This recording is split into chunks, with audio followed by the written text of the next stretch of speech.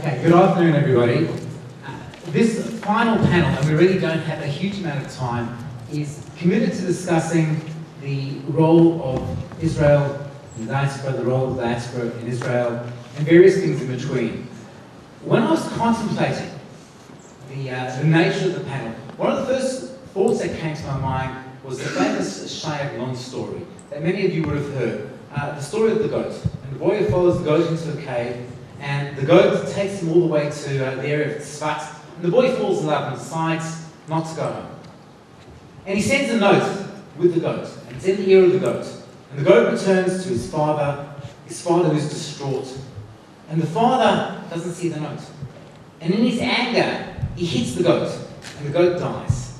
And at that point in time, the note falls out of the goat's ear, and the note says, "Follow the goat and you will find me." And that's where the story ends. The story of pain, of suffering, of the father who's never going to be reunited with his son again, of the loss of this passage between the diaspora and Israel. And I think one of the things that we've seen of late, and I've experienced it on both sides, is a reconnection, a sense of connection between diaspora and Israel, between Israel and diaspora. I think one of the key points in times, and there's key figures in that, are those educators who lead in their way. Because I think that sense of education is really that passageway which binds us one to the other.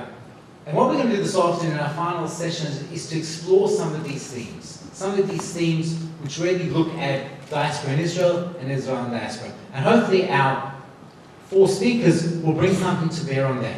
The way we're going to structure it this afternoon is that each speaker is going to have 8 minutes to initially say a few words, and I'll actually give them a 2-minute warning, so we keep it tight, and then they'll have a couple of minutes to respond to each other at their very end. So to start us off, could I call upon Michael Gillis to say a few words. Thank you, Avi. It's going to be like Haydn's Farewell Symphony, as people going to their various places, and it's been very exciting to be at this conference, and as David said in his words before, the way this conference brings such a variety of educators together in such a wonderful atmosphere. And one of the things that I picked up in various discussions about Israel, discussions about Jewish identity, discussions about teaching different aspects of Jewish studies, is the sheer complexity of our Jewish existence.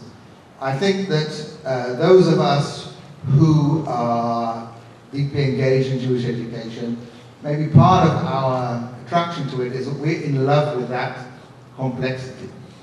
Maybe some of our young people that we don't succeed with are young people who become fatigued with that complexity, and they're looking for a more simple kind of identity, a more simple kind of existence. And I think the part of our task is not necessarily always to give answers, but to infect our students, our chanichim, with a love for that complexity.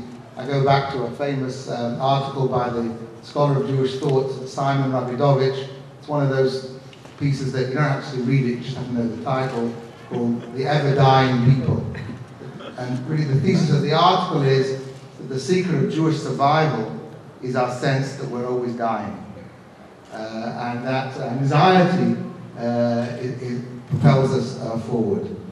It's been also been moving for me as an Israeli who went to live in Israel from the diaspora, from Australia, not just in the conference, but generally during my time in Australia on this visit, is the deep concern for Israel, deep concern with Israel, and there's something very moving about that.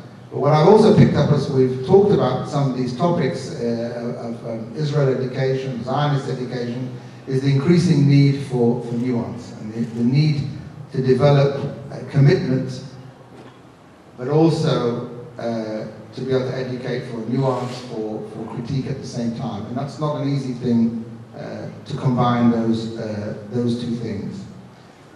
I wanted to talk about the topic, in the few minutes I have left, or to really mention the topic from the aspect of Israel's concern with the diaspora. I think we need to be conscious how Zionism constituted a revolution in Jewish existence. the notion of Jewish self-determination, of defining Jewish identity as a national identity with all the parameters, all the dimensions of a national existence. And in some ways, we can now take stock and say that the revolution, in some respects, has overshot. Now, actually, some of the leaders of Israel were conscious of this problem already from the 1950s. That those people who founded Israel, who were revolutionaries, and we can take Ben-Gurion, for example, as an example of such a revolutionary, who turned their back on diaspora existence and the mode of Jewish life in the diaspora. But when they confronted the younger generation, which they themselves had brought up, who had not had their experience of the Ben-Gurion generation, of Jewish education, of that Jewish culture and that Jewish existence, they were a little bit frightened of what they themselves had created. In the late 50s and the 60s and even into the 70s, there was an element in Jewish education called Toda'ah Yehudit, Jewish consciousness. And that was a response to a need to put that sense of Jewishness to complement the new emerging Israeli identity. And this continues to this day in different forms. They don't call it Toda'ah Yehudit. There's a new element on the curriculum now called Tarbut Israel. And many Israeli young people have a very diminished sense of their connection to the Jewish world and a connection to the Jewish diaspora. And I mean, to give you one example, there was the attack on Jewish children on a school bus in Sydney just the other week. And I got emails from friends in Israel. And Israelis feel very comfortable with the notion of Jews in the diaspora being besieged, under attack. And maybe I'm exaggerating somewhat, but you would think from their point of view that the Kishinev pogrom had taken place in Sydney. And the notion that there can be a diaspora Jewish life which is not only flourishing, although it too has its problems obviously, but has a life of its own, a particular shade of its own, which needs to be appreciated, and the need to develop a sense of identity with the Jewish people. It's interesting that the word peoplehood, which as far as I know, that word is a Jewish invention. It's not in the Oxford English Dictionary. Or on Word. You type it in on Word and it comes up as a mistake. It was a mistake. The word peoplehood is a Jewish invention. And I think this concern, but the concern with peoplehood is a concern for the Jewish world, but I think it's also in a particular way a concern for Jewish education in Israel. And I attended the session of Professor Mittelberg. It was a very interesting session in which he presented some of his researches. For example, the impact, which he said was not a planned impact of Birthright, of the Birthright program in Israel. The participation of Israeli young people in those Birthright programs turns out to have been profound. And on an anecdotal level, that I've met many Israeli young people who participated in various mishlachot, various delegations and deputations to different diaspora Jewish communities. And they come back very often amazed and inspired. And of course, one of the things that we suffer from in Israel is a dichotomy, which is not even real in Israel, but it's somehow a myth that we live by, between those who are Datiyim and those who are Chilonim, those who are religious, which means in Israel Orthodox, and those who are secular. And often the encounter with people who are identified with the Jewish life of their community, with some elements of religion, some elements of culture, some elements of language, they encounter young people who are like themselves in so many ways, but identify with their Jewishness in a positive way. So, in a way, the words I'm saying really should be addressed to our audience back home, is the need to deepen education about the diaspora, to, I think, we talk about the need for nuance about Israel education here, but to nuance that ethos of Shlilat HaGolah, negation of the exile, negation of the diaspora, And this is crucial, I think, for all of us as a people. And I think this is an area in which Israel needs to step aside a little bit. And I think many people in Israel, I'm sure you hear from my colleagues in the panel, from this notion of Israel as the epicenter in every respect. One expression of this is the idea of shlichut, that somebody comes from Israel, as it were, to save the Golah. The idea of shlichut seems to me an important institution. But my advice to any shaliach would be, don't go to save the Golah, go to learn from the Golah. And in the process, you will also do your mission for Israel.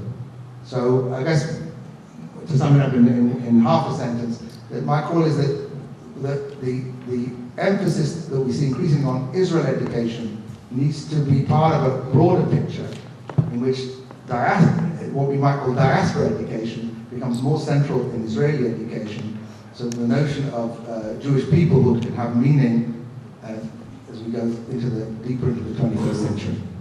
Thank you. Thank you, Michael. Sarah Malek. It's very bright up here, so if I look like I'm squinting, I'm not. I wanted to start with an observation, which is a kind of farewell to Melbourne and to Australia. It's my first time here. It's amazing to see in the audience an ecosystem of teachers, of shlichim, of Machon graduates, of youth movement participants. It's quite rare to see an ecosystem that works in that way in the Jewish world. And I think that's a remarkable achievement for the Australian Jewish community, so kol hakavod. I want to give kind of 4 recommendations around Israel education. And I want to start off with a story about a teacher who I met a while ago, whose name is Ziona. Siona's an elderly woman towards retirement. She's Israeli. She works in a major school in the Jewish diaspora. And she, for a long time, was the owner, or she is the owner of Israel education in that school. She doesn't let anyone go near Israel education. It is her thing. She's originally from Israel. She left about 35, 40 years ago. And this is her piece. Israel and Zionism, all the shlichim have to go through her, all the education material around Israel has to go through her. And I was running a session with her and a group of her colleagues, and we were talking about what people see and what people don't see about her when it comes to Israel education. And she said the following. She said, what people don't see is that when I left Israel, all my family stopped talking to me in Israel. They were living on the kibbutz sim. This was a radical move, and they cut off ties with me. The only time that they began to reconnect with me was when I began sending my students back to visit Israel. The point in that story is that Israel is deeply personal. We try and professionalize it, and we try and speak, theoretical, abstract terms about Israel, but for most of us, Israel is really personal. And my suggestion to everybody, as educators, is that to the degree that we can, we begin to personalize our educational approaches so that our students can begin to personalize their relationship with Israel. That's point number 1. Point number 2, and I love the fact that her name is Ziona, which is towards Israel, which is, it could be a mashal, it could be a chazal. Okay. The second point is integration. So I was doing some consulting work in schools, in day schools around Israel education, and I went into schools and I asked the first question, which was, where is Israel in your school? And for the most part, teachers would, heads of schools and teachers would say, well, we've got the most Zionist day school in, we're the most Zionist, we're most Israel engaged, etc., etc. And then they would say, so I'd say, okay, that's fantastic, so tell me where Israel is in your school. And then they would say something, well, we teach Hebrew, and we do our Yoms. Yoms is a short version for Yom HaZikaron and Yom HaAtzmaut, and if we're going to be more generic about it, Yom HaAtzmaut, Independence Day, Memorial Day, and Holocaust Memorial Day. And if I push beyond that, we teach Israeli history. So I come to this teaching, working, and learning from young people. And to my mind, if I was a student in that school, I would understand Israel as either a very painful process to learn a language, something that happens intermittently throughout the year where we do camels, a bit of flag waving, and something, and cry, and we learn about history, you know, something of the past around this country. So my point here is integrate, integrate, integrate. You cannot integrate enough. Use the Israelis that have come into your school, the Israeli students in your class to give examples of. If you're in geography, if you're in history, it doesn't matter. But to the degree that you can model Israel as a lifelong relationship that doesn't just happen at 3 points in the year or isn't extremely painful, then do it. The third point, and we talked about it here, and I feel somewhat lacking integrity. I've just realised that I think, to the best of my knowledge, that all 5 of us are Orthodox, or someone within the Orthodox. You're not. Proudly Masorti. It's proudly Masorti, Yofi. But you know, it suddenly felt like this panel was kind of not representing what I would like to say. But complexity. Israel is complex, and Michael talked about that. I want to talk about the fallout. A student once said to me the following. She said, for all the ceremonies, the trips, the classes, no one ever told me the truth about Israel. And the questions I'm left with are, why didn't they tell me? Didn't they trust me? Did they think I was stupid? So that's the fallout. There's a lot of richness and profundity around Israel. I want to point to the fallout, because sometimes we say, that's too hard. But if we kind of just hold up the mirror and look at these kind of students graduating, and then it doesn't matter if the truth is the truth, it's really irrelevant. It's their perception of what happened and what they found out, and the gap between those two that causes, at least to my understanding, some almost irredeemable damage. And the fourth thing is, my last thing, is to the degree that you can be, talk about your agendas. Be honest about the agendas that you have. We all have agendas. And the minute we articulate it, we liberate our students to begin to bring their agendas into the conversation. So instead of saying, this is my agenda, I want to superimpose it on you, this happens to be my agenda, but let's hear about what you think independently and how you can grow within the framework that the educational institution is doing it. These students are hypersensitive to agendas. They're very cynical, pretty anxiety-ridden, and they don't want that, because they've been fed unmediated global media, right? They can find out everything and anything. They, for the most part, don't want to be. They don't want something that it has to go through a certain filter. So that obviously we have agendas. The minute we begin to articulate it, we kind of, we lower the anxiety around the education experience, and also liberate the educational experience to be something more than the sum of its parts, as opposed to just a single agenda of an educator.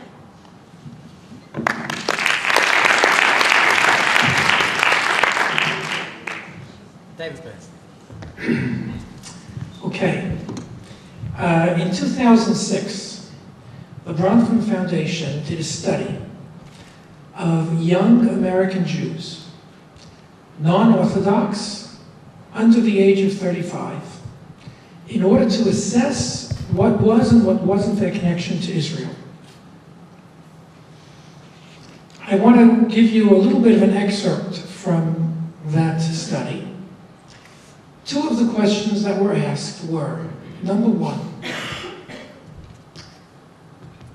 do you feel comfortable with the idea of a Jewish state? To which about half of the respondents replied, no. A second question asked was, would it be a personal tragedy for you if the state of Israel came to an end? About half of the respondents said, no. It's against this background of young American Jews under the age of 35 who are not Orthodox that I want to share with you a particular case study. I'm the Dean of the Pardes Institute of Jewish Studies in Jerusalem. We are a Beit Midrash, co-ed, Beit Midrash, non-denominational, where the entire spectrum of the Jewish world is represented in our student body. Most of our students, like most of the Jewish world, are not Orthodox. Most of them are under the age of 35. And about a decade ago, we began to feel the sea change that had taken place among this demographic. We always had, I think, students who tended to be very book-centered and, for whatever reason, I think identified more with the left than the right. But about a decade ago, we began to see a sea change. It was no longer the question of the settlements, but rather there was a growing minority, and I'll stress a minority, that was uncomfortable with the idea of a Jewish state, that was uncomfortable with the idea of Israel. I'll even go so far as to quote one student, I'll stress it's one student, who said to us, I came to Pardes not because it was in Israel, I came to Pardes despite the fact that it was in Israel.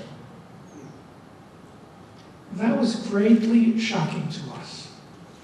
And again, I want to stress, I'm talking about a minority of our student body, but nonetheless, I would say, and Michael Gillis is the past chair of the board at Pardes, and he's well aware of this, I would say that the faculty at Pardes spent a few good years, I would say almost tearing our hair out, thinking to ourselves, so they've learned another pasuk with Rashi, but if they leave the country not identifying with the Jewish state, what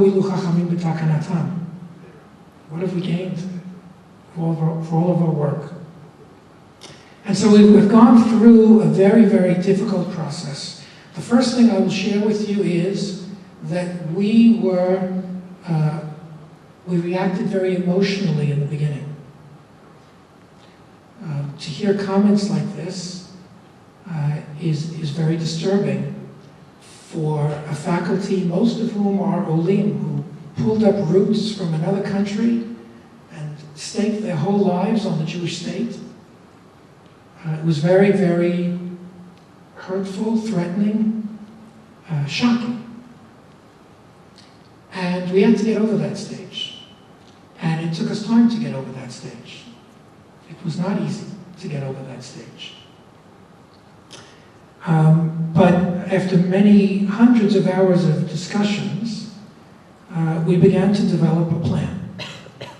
And I would say that the plan included a good deal of trial and error.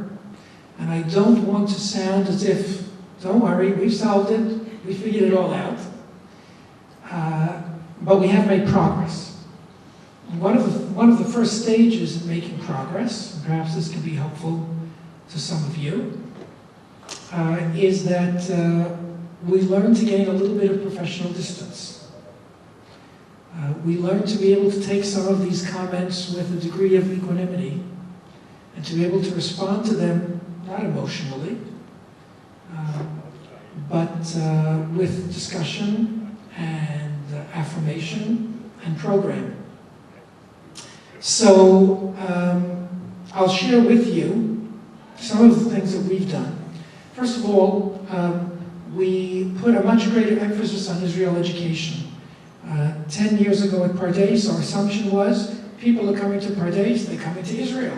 They must love Israel. And for the most part, that was true. And for the most part, it's true today as well. But for a growing minority, we began to see that it wasn't, and so therefore, we had to create a position. We had to put one of our faculty in charge of Israel education. We never had such a position.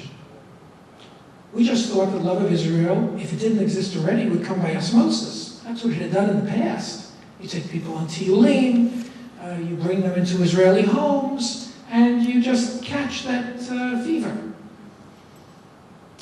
So we created a position, we actually allocated budget for it at a time when we were cutting budget in other areas. And we began to develop specific programming above and beyond whatever we had done before, and in fact, we created another course. We learned about the need for openness on our own part in order to create credibility for our students. Just one quick example is that we decided in the beginning of the year to take our students to Hebron. To take them to Hebron and for them to see not only the Jewish settlers in Hebron and Ma'arat HaMachpelah, which is very important, but also to take them to Hebron to meet with Palestinians, to meet with Breaking the Silence, which is an Israeli, a left-wing Israeli group, and to be able to have our students hear a multiplicity of voices. I'm reminding you, our students are college graduates. This might not be appropriate for younger ages. In order to be able to gain credibility, and we as a faculty accompanied them on the trip, and for the most part kept absolutely quiet throughout the entire trip. That meant that when we came back, students were dying to know what we thought. And all of a sudden, we were in a totally different dynamic. We were not preaching to them. They were coming to us and wanting to know what we thought. They were interested in hearing how did their teachers feel about the things that were said, and the teachers could speak with authority because they went through the same program. They heard the same voices, they saw the same things. The goal is not to convert the critics, the strongest critics. The goal is to be able to influence the middle. And I'll just say that we have found, not only anecdotally, but also through feedback of focus groups, as well as through surveys, written surveys that we've done, that we have a lot more success now in teaching Israel than we did before. Thank you.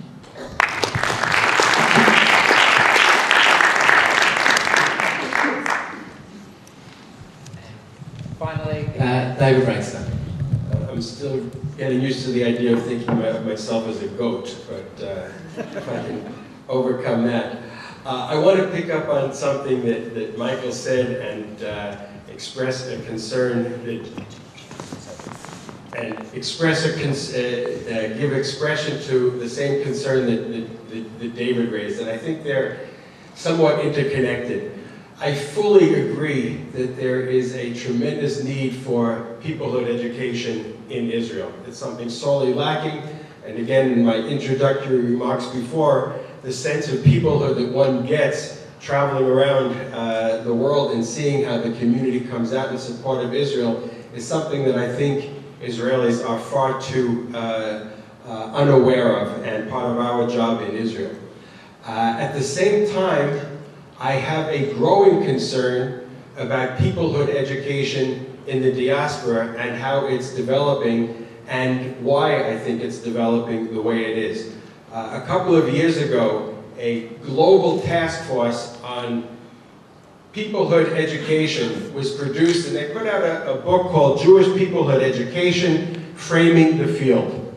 And they list about a dozen or so characteristics of the ideal peoplehood, Jewish peoplehood educator. And I want to share them with you. Listen carefully both to what you're hearing and, I think, what you're not hearing.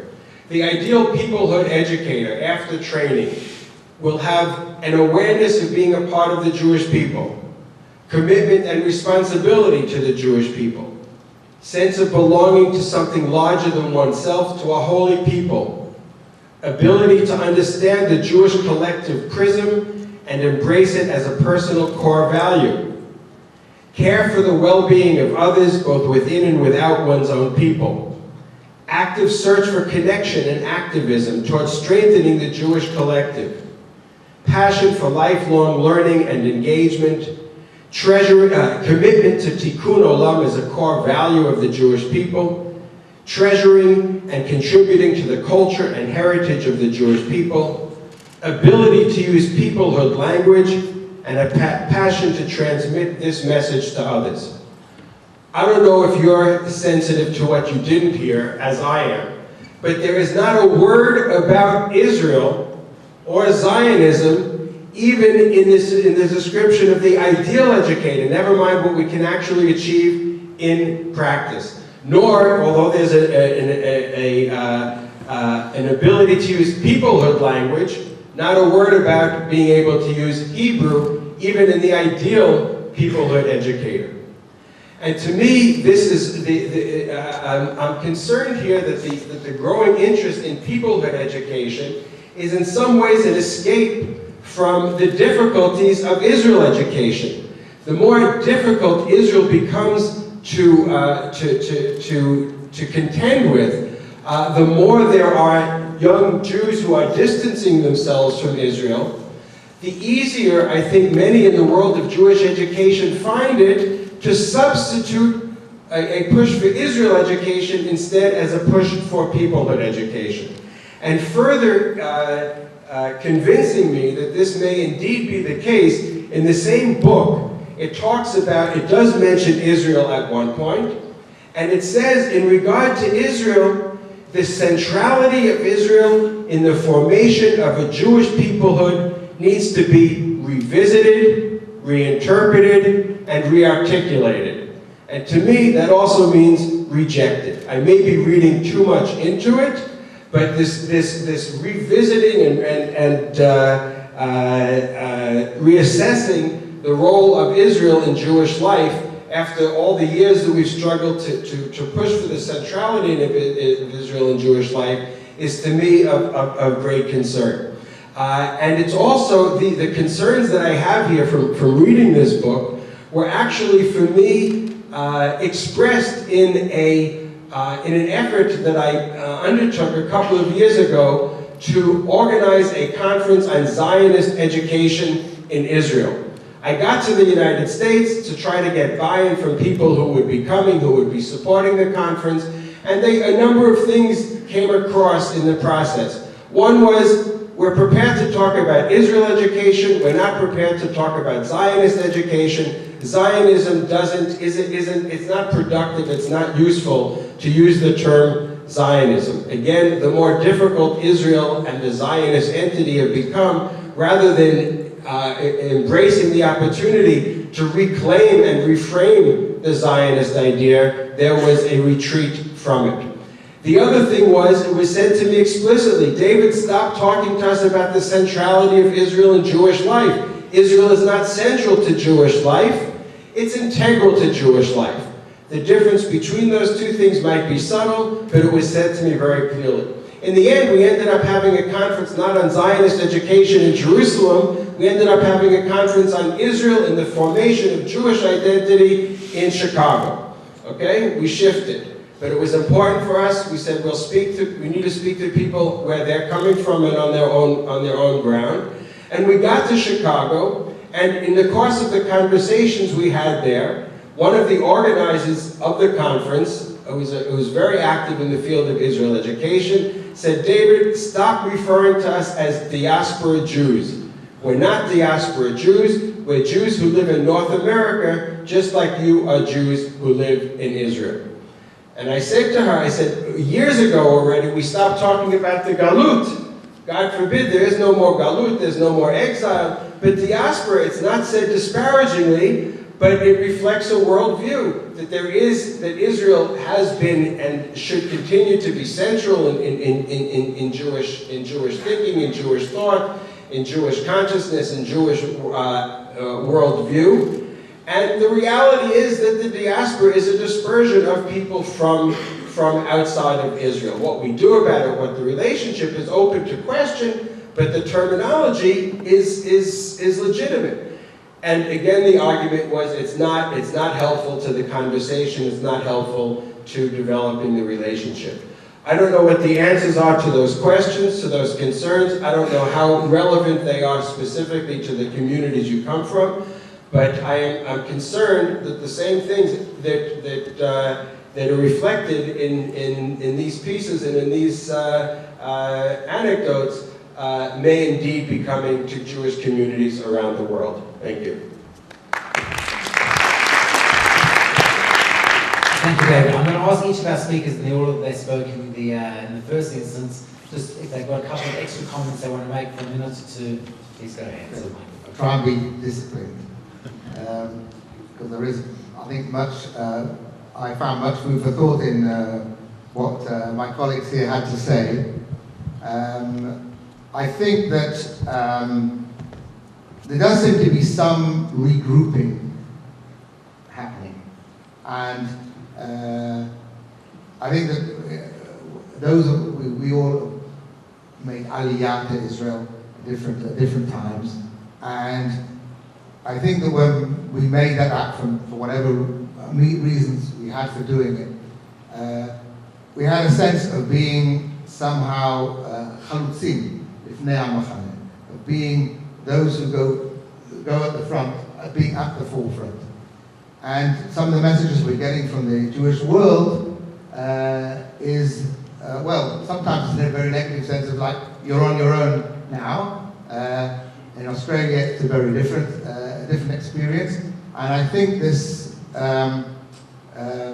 requires Israel to think, and Israel educators and Israelis in general, to think about not to give up on their sense of centrality and of being chalutzim, but to think about it in new ways. But I agree that can't be code for giving up. That's not what I think it has to mean.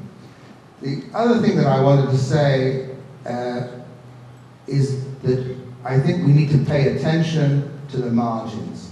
In other words, we may have a general sense that things are going okay with respect to our young people's attitudes towards Israel and their identification. But there is a sense there is a margin.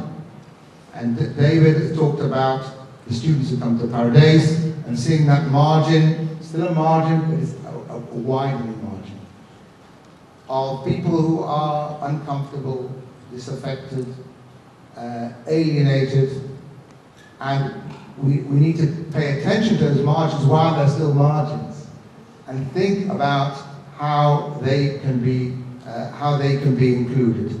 And one of the things that happened in Paradise, as a board member, it began with something called Encounter, where young people were being taken into Beit Lechem by a Jewish organization who wanted to promote this encounter with Palestinians. And what we found was that these young people were kind of defenseless because their understanding of Israel was inadequate. And at that point, Hasbara won't help you. And I think that was what prompted our initial deepening of Israel education in Paradise. And that was an expression of this margin that's increasing, and we must pay attention to it before it becomes the center. Okay, I say this with reticence because I work at the Jewish Agency for Israel, but I want to talk about the rejection, what I see as the fear around the rejection syndrome that is prevalent in our organizations, in mega Zionist organizations. I'm sticking my neck out here, but I do think that we as organizations that are representative, should be representative of world Jewry, I think we need to step up to that challenge. And we need to be thinking in much more nimble terms and letting go of it. Letting go around what will happen if Israel, this perception of Israel, of the centrality of Israel, changes, if we can reimagine it, if we can reconstitute ourselves as a people who are authentically and with pride and with robust Jewish culture living in different places, in different ways around the globe. I don't know where that vision takes us, but I trust young people, and I trust humanity as a whole and the search for meaning, for us as a people to be able to co-create meaning across boundaries, across denominations, across cultures for the future of the Jewish people, without falling into a binary zero-sum game where it's either Israel or the Jewish people. I think there's hope for us there, and I'd like to challenge where I'm at and where you're at to be able to authentically say, what is Australia Australian culture, and how does Australian culture give to the Jewish people? And how does that sit in synergy in the optimization of the tension with our relationship with Israel? I think that's the challenge for us, and I think that's the challenge for you.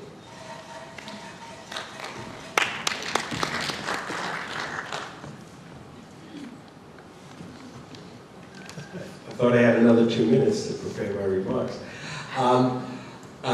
Michael, perhaps in your response was a hint of something that I very much take to heart, and that is that we in Israel definitely have to be open to the richness of Jewish life abroad, and if we do want to see ourselves as central and as integrally important to the life of Jewish communities abroad, we also have to open ourselves up to that richness, and even more so, we have to be open in Israel to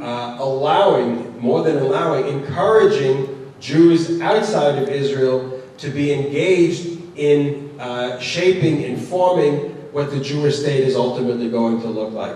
We can't talk about Israel as being the nation state of the Jewish people and really mean it unless we let the Jewish people around the world take an active part in making it become what we would like it to be.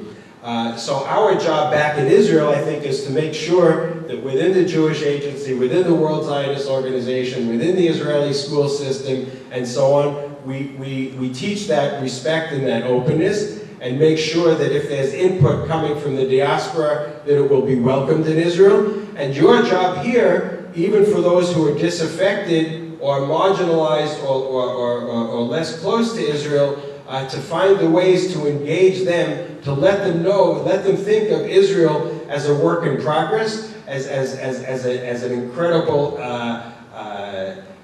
opportunity, as a project, as an endeavor of the entire Jewish people that we've been longing to create for so many years, and to find creative ways in your classrooms, in your youth movements, in your communities, in your synagogues, to encourage that kind of engagement and to empower the people that you're working with to really take responsibility for helping us collectively shape what the one Jewish state we have is going to become.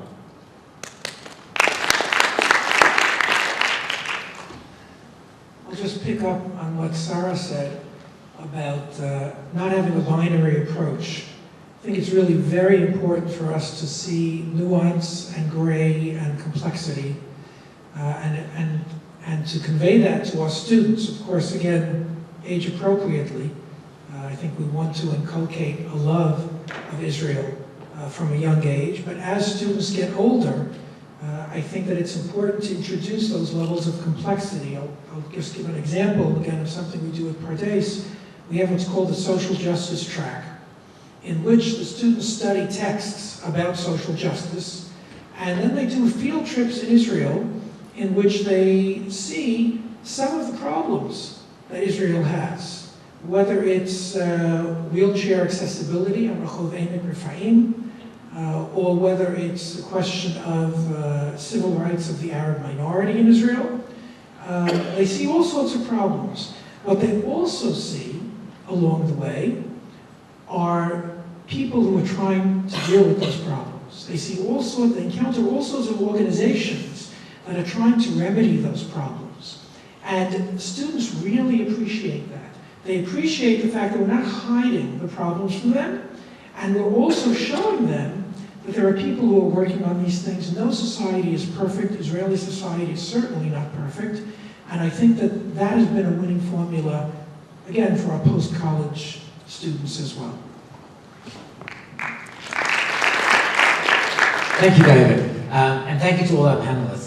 Just a few final words of conclusion. I think this conference, in many respects, marks the beginning of a third wave of Jewish education in Australia. And certainly some of the elements we've seen over the last few years are enormously encouraging. A reinvigoration of Hebrew programs across all the schools. Further discussion of how we teach Tanakh in all of the schools. And most importantly, I think in the context of a conference such as this, is the huge increase in the number of students attending Israel programs as part of the school process. If I think back 5 or 6 years ago, there were less than 100 students who attended Israel programs at Year 10. This year, if our calculations are not incorrect, we substantially increased that. Almost 300 students who will attend programs in Israel at the end of this year. And I think it's something in the context of our Israel, our Zionist education, that we've seen huge improvements. Our challenge as educators is to take this through the rest of our third wave of education in Australia. Somebody said to me at the conference, and I think it's an important challenge to all of us, says the biggest challenge to excellence is very good. And I think the challenge that we have between now and probably our next conference in 2 years' time when we gather again together is to turn around and say, no longer are we very good, but rather that we're excellent.